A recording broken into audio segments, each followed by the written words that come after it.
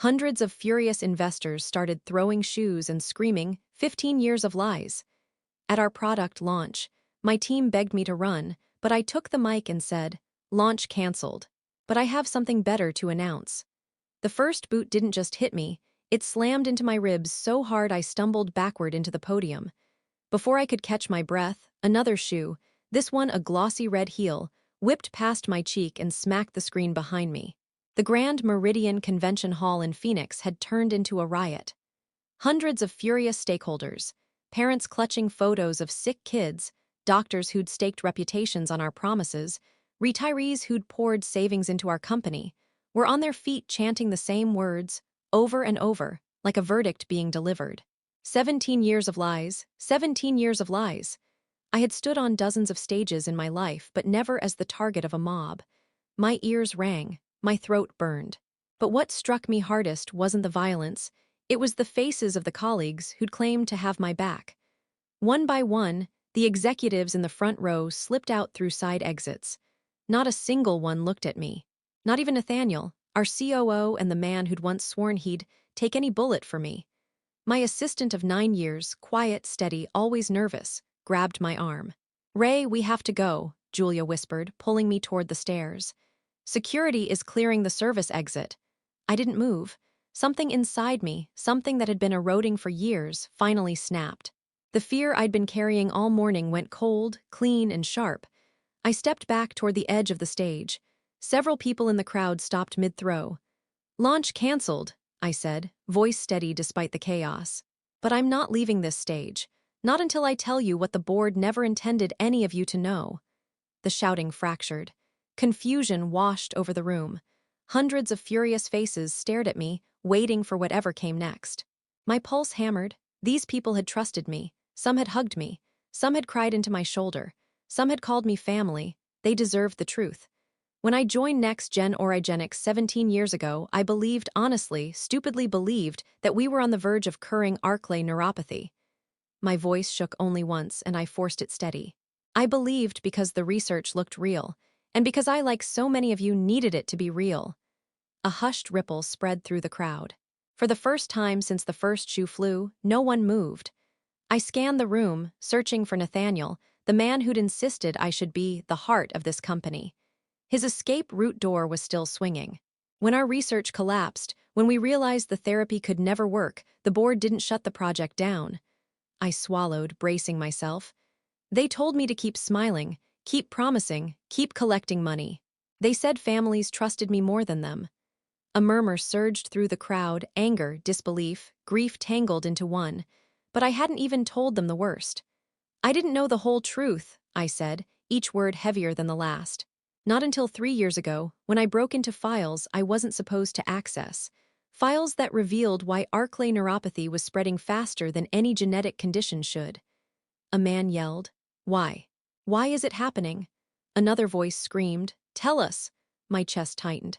"Because it isn't genetic," I said, louder now. NextGen's parent company has been releasing a neurotoxic aerosol compound into the air around multiple manufacturing sites.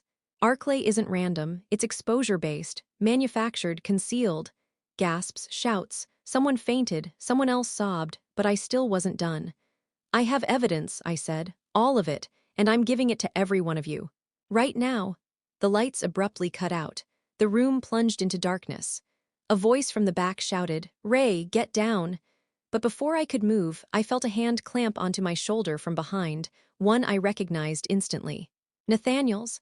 And he whispered something that froze me more thoroughly than the mob ever could. "You weren't supposed to find Verona's files. You forced my hand. If you had told me 17 years ago that I'd one day be standing on a stage getting hit with designer footwear while exposing the ugliest corporate cover-up I'd ever seen, I would have laughed. Back then, I was naive enough to believe that being a good scientist meant you were automatically a good person, or at least surrounded by them. I grew up in Mesa, Arizona, raised by a single dad who fixed HVAC units in triple-digit heat and told me every week, "Ray, make sure your brain gets you out of this life. Don't break your back like me." He pushed me towards science the way other parents push kids towards sports. I was 16 when he got sick, rapid tremors, muscle deterioration, and cognitive fog that doctors couldn't pinpoint. They called it degenerative neuroidiopathic disorder, basically meaning we have no idea, but good luck. I didn't know it then, but it was Arklay neuropathy and next-gen's toxins. But that was a truth I wouldn't unravel for almost 2 decades. Watching my dad decline lit a fire in me that never went out. I wanted answers. I wanted cures. I wanted to stop families from living the nightmare I did.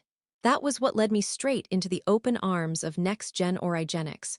When I graduated from Stanford with a double degree in molecular genetics and biochemical engineering.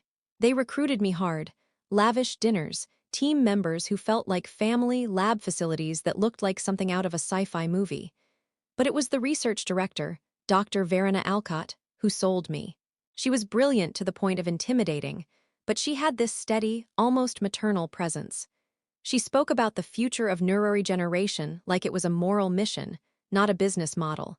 And sitting at the head of every meeting was Nathaniel Kane, charming, sharply dressed, and always intensely focused on me in a way I mistook for mentorship.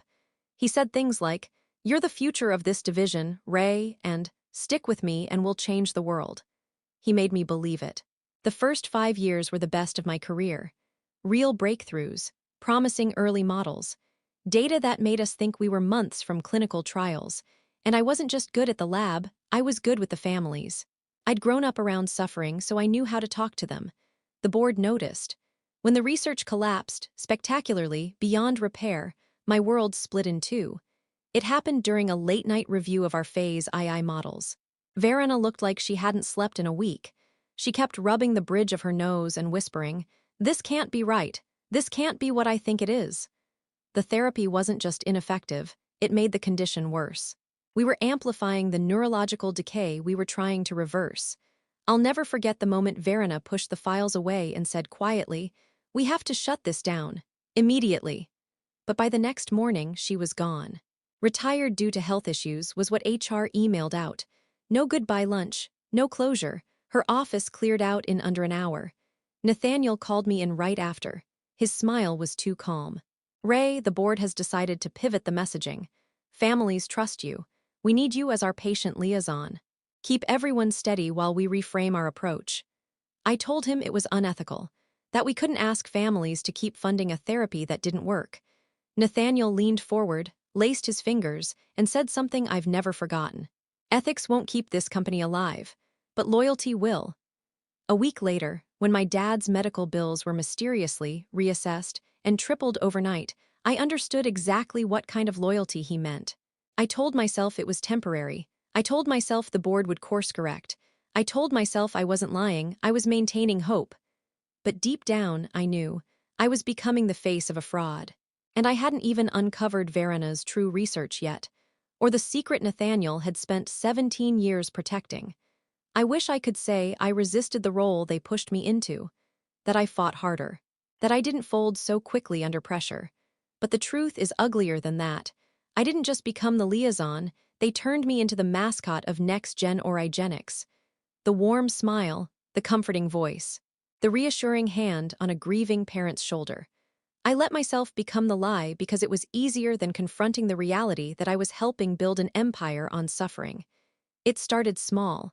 A few community town halls, some investor dinners, videos posted on our website with me talking about encouraging early signals. Then came the events where parents brought me their children, kids whose hands trembled, whose words slurred, whose bodies betrayed them. They'd hug me like I was the one holding their hope together. I convinced myself I was doing it for them, that the board just needed time, that maybe a new breakthrough would appear. Science wasn't linear, everyone knew that. But then the investors got restless. After the 10th year, donations slowed.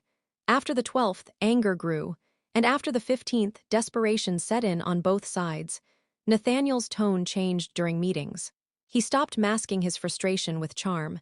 The board demanded more results. He demanded I reinvigorate public confidence.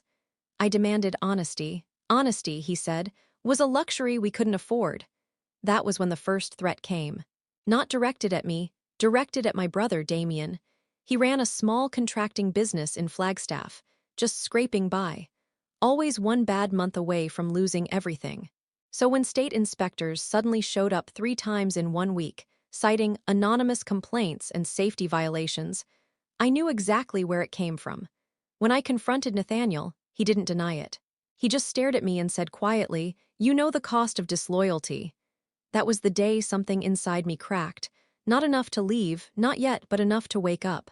I started watching, listening, paying attention to things I'd ignored for years. And what I saw terrified me: the data that didn't match the public reports, the test results that got reformatted before being shared with stakeholders, the meetings I was excluded from, the sudden firings of any employee who questioned environmental exposure. All the breadcrumbs pointed toward something darker than scientific failure. But the real shift came the night I stayed late to prep for a patient roundtable. A power glitch hit the building, and for 15 minutes the internal server walls went down. Files that were usually sealed behind executive-only credentials suddenly became accessible. Most of it was standard corporate garbage, budgets, strategy docs, legal communications. But then I saw a folder labeled Legacy, ALCOTT. Verena's name. My pulse spiked. I clicked. Inside were archived environmental exposure studies, old memos, geographic case maps from nearly 20 years earlier, before NextGen even publicly acknowledged Arclay. And two things jumped out immediately. The earliest clusters of Arclay weren't random. They were all within a 15-mile radius of NextGen's aerosolization facilities. Verena had repeatedly warned the board the compound they were testing, Compound D46, could cause long-term neurological damage. Her last memo, dated 3 days before her retirement, was only 6 words: "You are engineering a catastrophe. Stop." Files like that don't disappear by accident. And people like Verena don't vanish without someone making them vanish. That night, something shifted in me again, deeper, colder. I wasn't just the face of a fraudulent therapy. I was the mouthpiece for a cover-up. And if I walked away, they'd ruin my family. If I stayed, I'd be complicit in something far worse than lying. So I made a choice. If they were going to use me to sell their story, I would quietly build one of my own. One that unraveled everything they'd tried to bury. I just didn't realize then that Nathaniel was already watching me. That he'd already begun laying a trap. One that would become the first major twist in all of this. I always thought betrayal would feel sharp, like a stab. Sudden, clean. But when it finally hit me, it wasn't a blade, it was slow strangulation. A tightening I didn't notice until it was too late. After I found Verena's Legacy folder, I didn't confront anyone. I wasn't stupid. Instead, I copied everything onto an external drive I kept taped behind the water heater in my apartment. I thought I was being careful, paranoid enough, strategic enough. I wasn't. 2 weeks after discovering the files, Nathaniel called me into his office. He smiled like nothing was wrong, like he hadn't spent years manipulating every inch of my life. "Close the door, Ray," he said. The way he said it made my stomach drop. He wasn't alone. Our head of security, Ronan Hale, a man built like a tack vest with a pulse, stood in the corner with his arms crossed. And next to him was someone I hadn't seen in a year. Lena Caro, our former data analyst, the one who'd supposedly left to pursue a teaching career. She didn't look like a teacher now. She looked like someone who'd seen the inside of a surveillance van for 12 straight months. Nathaniel gestured to the chair across from him. "Sit." My legs felt like wet cement, but I sat. "You've been doing a lot of late-night digging lately," he began casually, flipping through a thin folder. "Accessing directories outside your clearance, downloading documents you shouldn't even know exist." I kept my face neutral. Calm. Innocent. I prep for stakeholder meetings, I cross-reference old research files. He cut me off with a soft, mocking laugh. "Ray, don't insult me." Ronan slid a stack of photos across the desk. My apartment, my hallway, my living room, my bedroom, all taken when I wasn't home. The last photo made my blood freeze, my water heater, the metal plate slightly lifted. They'd found my hiding spot. Nathaniel leaned back, folding his hands. "You thought we wouldn't notice you accessing Verena's archive?" He tilted his head. "Or did you think we didn't know Verena made copies before we removed her?" Removed. Not retired. Not transferred. Removed. A cold sickness washed through my chest. "You don't have to do this," I said quietly. "If we come forward, we," he repeated, voice sharp. "There is no we, Ray, there never was." Lena stepped forward, setting a report on the desk. It was a behavioral risk profile. My risk profile: high influence with stakeholders, high emotional resonance, high likelihood of whistleblowing if exposed to internal discrepancies, primary threat to narrative stability. I stared at it, stunned. This wasn't spontaneous paranoia. They had been studying me for years. Nathaniel's voice softened, the way it used to when he wanted me compliant. You were an asset we could manage, predictable, safe, but then you started prying into things beyond your role. And Verena, I forced myself to ask. What did you do to her? He didn't even blink. She made the same mistake you're making. She assumed her conscience mattered more than the company's survival. There it was. The truth behind every smile, every reassurance, every threat that hovered unspoken. They hadn't just covered up a chemical atrocity. They'd eliminated anyone who got too close. Nathaniel stood and walked around the desk until he was standing directly behind me.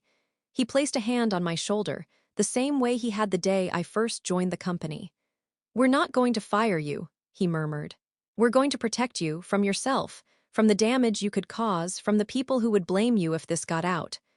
I realized then what this was: not a warning, a tightening cage. "You're being reassigned," he continued. "No more outreach, no more travel, no more public contact. You'll work internally, quietly, under supervision." That was the moment I understood I was now a prisoner inside my own job. The door behind me clicked as Ronan locked it. "And Ray," Nathaniel said softly, "if you're thinking of running, don't. You already know what happens to people who make themselves problems." Verena hadn't vanished. She'd been erased. And I was next. Unless I found a way to turn the whole thing on him. When people talk about revenge, they usually imagine rage, explosive, blinding, fiery. Mine wasn't like that. Mine was cold, methodical. Built grain by grain out of fear, humiliation, and the realization that if I didn't act, I would disappear exactly like Verena did. After Nathaniel locked me into that reassignment, my world shrank to a windowless floor in the south wing of Next Gen, what staff jokingly called the archive graveyard. But there was nothing funny about it. They stripped my badge access, my company phone, even my parking privileges. I worked at a single desk under constant camera supervision. No outside communication. No access to stakeholder databases. No ability to meet families. At least, that's what they thought. On day 3, while Ronan shadowed me through a routine file audit, I noticed something small, something he thought was insignificant. He entered his PIN into a security panel next to the elevator, but the reflection in the glass display case behind him revealed the last 2 digits. I stored them in my mind, silently. By day 5, I learned the schedule of camera sweeps. Every hour on the hour, there were exactly 9 seconds of blackout during system refresh. 9 seconds wasn't enough to escape the building, but it was enough to slide a flash drive into a terminal and extract one additional file at a time. By day 10, I had a secret pattern of communication with Julia, my assistant, my only remaining ally. She'd been banned from contacting me at work, so she switched to old-school messages. Handwriting on real paper, slipped into the pages of the books she delivered to the archive under mandatory resource rotation. Nathaniel never suspected it. He didn't read books that didn't have his name or net worth printed in them. By day 12, Julia confirmed what I feared. Nathaniel had drafted an internal HR report framing me as emotionally unstable, unfit for external communication, and prone to delusional interpretations of internal data. He was building a paper trail so that if anything leaked, I'd look like a mentally fragile ex-employee lashing out. By day 15, I stopped being scared of him. Fear had kept me loyal for years, but fear can rot into something else: clarity, and clarity is deadly. First step, secure evidence. Second step, secure allies. Third step, control the narrative before they controlled mine. The key came from Verena's old hard drive blueprint, which I had memorized before they confiscated my copy. She'd used mirrored backups, redundant file clusters hidden inside decoy folders. And the archive's oldest server tower, the one Nathaniel believed was disconnected, still held her original architecture fragments. I didn't need the hard drive. I needed the breadcrumbs she left buried in Next Gen's forgotten spine. One night, during that 9-second blackout window, I used Ronan's elevator pin fragment combined with a common Next Gen override pattern to access the sub-level storage server. It worked, the door clicked, cold air hit my face, And inside the pitch-dark room, rack after rack hummed quietly like a nest of secrets. The server I needed was at the back. Obsolete. Ignored, dust thick as velvet. I connected my drive. The screen lit up. VERENA ACLOTT root archive RENDUNDNT03 misspelled in a way only a panicked scientist hiding her own work would type. I whispered, "Thank you, Verena," and clicked. Thousands of documents poured into my drive. Emails, facility exposure logs, patient geographic patterns, internal communications, black site testing reports, and one file I had never seen before, Neural Fallout, Project Radius, Nathaniel Kane, Executive Lead. My heart slammed. What the hell was Project Radius? The date on the file was recent. Too recent. The kind of recent that meant something massive was happening behind closed doors, bigger than Arklay neuropathy, bigger than Verena's warnings, bigger than anything I'd uncovered yet. That night, I sat in my car in a Target parking lot, drive clutched in my hands, shaking as I began reading through the Radius documents. And that was when the second twist began to emerge, one I never saw coming. Because Radius wasn't just the cover-up. It was the reason Arklay existed in the first place. And if the public ever learned what the compound was originally designed for, it wouldn't just bring down Next Gen. It would bring down half the Department of Defense. I didn't breathe for a full 10 seconds after opening the first Radius document. My brain wouldn't let me. It was like reading something I wasn't built to understand, something that didn't belong in the hands of anyone who wasn't already damned. The file wasn't medical. It wasn't scientific. It was military. Project Radius Joint Development Memorandum classified Tier 4 lead contractor, Next Gen Origenics Oversight Division, Department of Defense, Strategic Bioapplications Unit. I skimmed the first paragraph, then the second, then the third, each one hitting harder than the last. The compound that caused Arklay neuropathy, D46, had never been intended for therapeutic use. It had been designed as a population compliance agent. A chemical intended to impair motor coordination and disrupt cognitive processing in targeted geographic areas without immediate lethality. Short-term neurological fog. Long-term neurological dependency. The idea was to create temporary incapacitation in hostile populations during wartime operations. But there was a problem. D46 didn't stay in the air for days like the early models predicted.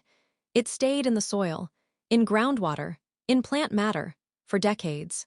And instead of creating short-term cognitive compliance, the compound's genetic interference created permanent neurological decay. Arklay neuropathy wasn't a tragic accident. It was a byproduct of an abandoned weapons program the DoD quietly cut ties with, and then conveniently dumped onto Next Gen to research, or more accurately, bury. And the final, stomach-dropping detail. The aerosolization around U.S. facilities wasn't industrial runoff. It was deliberate trial runoff, part of Phase II environmental drift mapping. They had tested a population incapacitation chemical on American soil. And families like mine became the collateral damage. My father's shaking hands, his memory lapses, his sudden muscle deterioration. It wasn't genetic, it wasn't random, it was Next Gen, and the government, and Nathaniel. My hands shook so violently the drive nearly slipped. There was more, hundreds of pages more. Maps of rural test sites, calculations predicting neurological decline. Internal memos showing they knew the compounds were drifting farther than acceptable radius boundaries. Signatures from military officials authorizing continued field monitoring. And worst of all, Project Radius Summary, 2011 Lead Research Director, Dr. Verena Alcott recommendation, immediate cessation, uncontrollable bioenvironmental spread. Outcome, recommendation denied. Director placed on administrative separation. Verena hadn't been silenced for discovering environmental clustering. She'd been silenced because she refused to hide a governmental chemical weapons test that had already slipped out of control. And Nathaniel, my mentor, my handler, my captor, was the executive responsible for liaising with the Department of Defense. He'd been covering up a war crime. I sat in the dark parking lot, drive in my hand, tears I didn't feel running down my face. It wasn't grief. It wasn't fear. It was the moment a person finally understands the scale of the monster they've been fighting. Next Gen wasn't just lying. They weren't just poisoning communities. They weren't just threatening my family. They were operating with federal protection, which meant the usual routes, media, regulators, lawsuits, would be shut down instantly.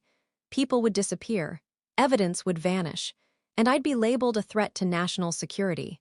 There was no more internal whistleblowing, no more cautious planning, no more hoping to outsmart Nathaniel's traps. If I wanted to bring them down, I needed something massive. Something that would survive even if I didn't. Something no one, not NextGen, not the Dude, not Nathaniel could stop. And as I stared at the Radius documents, a horrible clarity washed over me. Nathaniel hadn't just been watching me.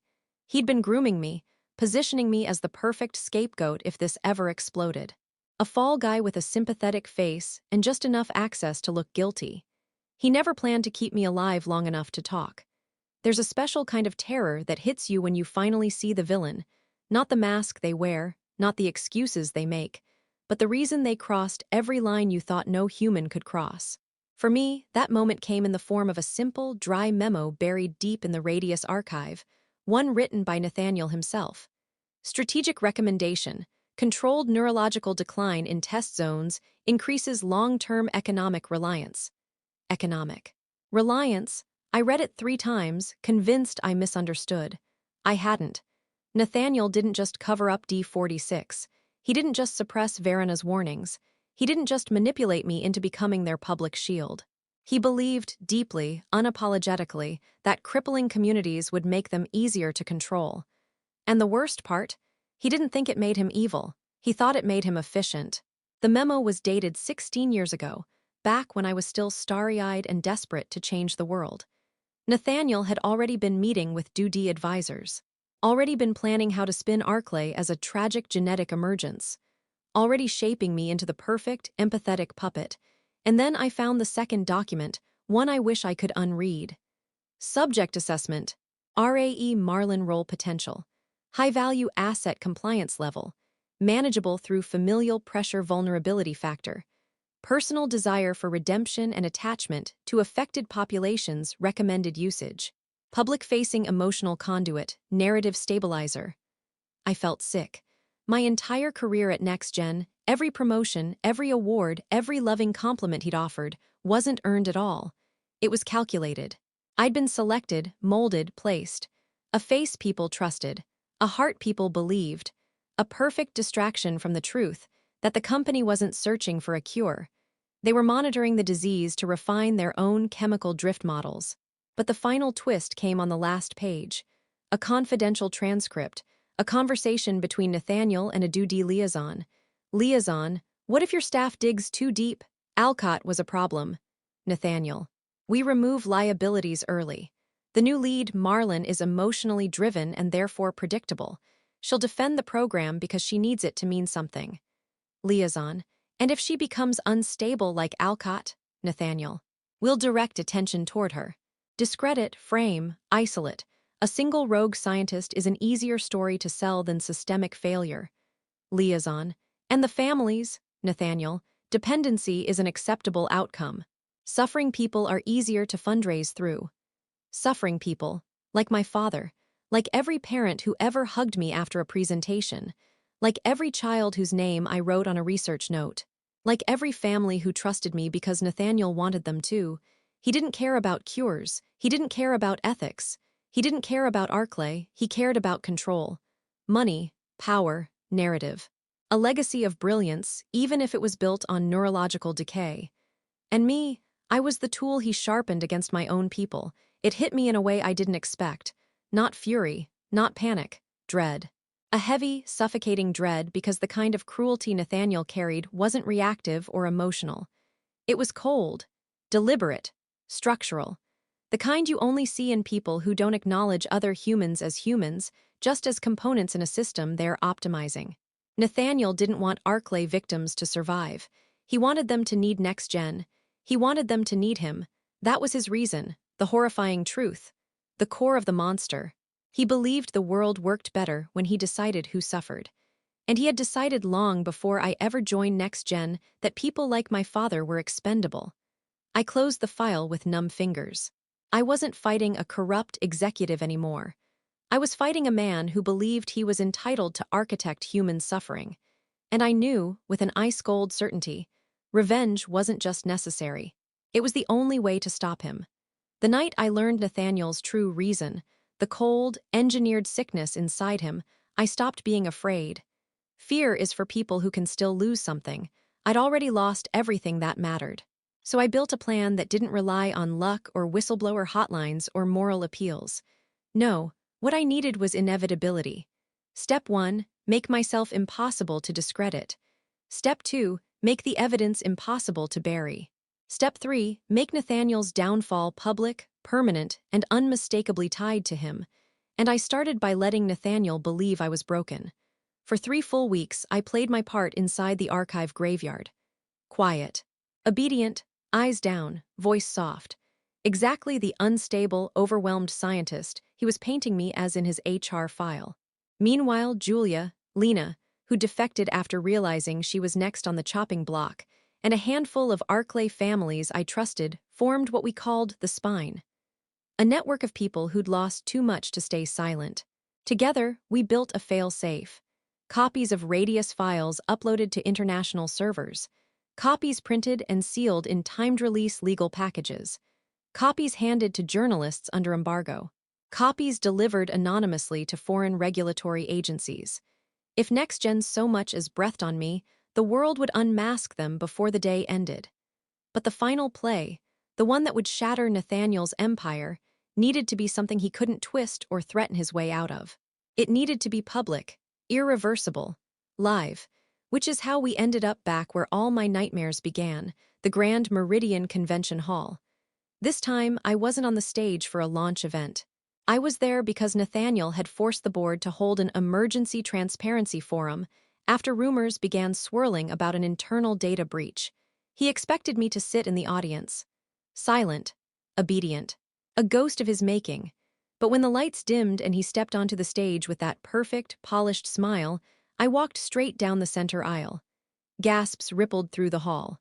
Security moved, but they froze when 4 dozen Arclay families stood up simultaneously, blocking every path toward me. Nathaniel's smile faltered. "Ray," he said into the microphone, voice warm, false, lethal. "This isn't the time." I climbed onto the stage and took the second microphone. "It's exactly the time." He reached for my arm. I stepped back. 17 years ago, I began, I thought I joined a research team trying to cure a disease. Instead, I joined a corporation hiding one, and not because of scientific failure.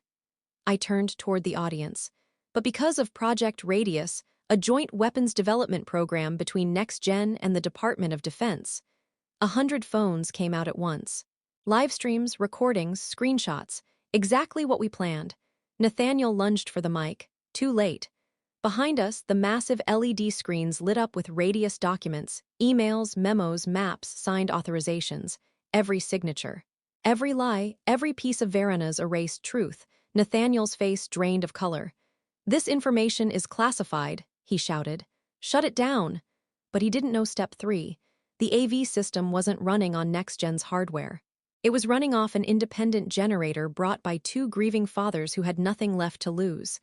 I kept speaking, each sentence a nail in the coffin. They didn't just allow Arclay to spread. They caused it. They modeled it. They monetized it. And they silenced every scientist who tried to expose them. Security surged toward the stage, then froze again. Because every exit opened at once, agents from the EPA, state investigators, and 2 federal marshals swarming into the hall. The timed release packages had triggered exactly on schedule. They had warrants. They had subpoenas. They had names. Nathaniel turned on me then, pure hatred twisting his face. "You think you won?" he hissed as agents closed in. "You think you understand the scale of what you've done?" I looked him dead in the eyes. "No, Nathaniel, I don't think I've won, I know it." A marshal clasped cuffs around his wrists. And for the first time in 17 years, Nathaniel Kane looked terrified. The hall erupted, not in applause, not in outrage, just a stunned, heavy silence as the architect of their suffering was dragged past me. When he reached the stairs, he spat out, "You were nothing without me." I leaned in just enough for only him to hear. "That's the difference between us. I never needed you. You just needed someone to blame." 3 months later, NextGen collapsed. Arclay victims won the largest civil judgment in U.S. history. Radius became a congressional scandal. Verena's name was cleared in full, and me. I finally stopped being their mascot, their puppet, their shield. I became the one thing Nathaniel never saw coming, the spine he broke himself against. And that's all the closure I ever needed.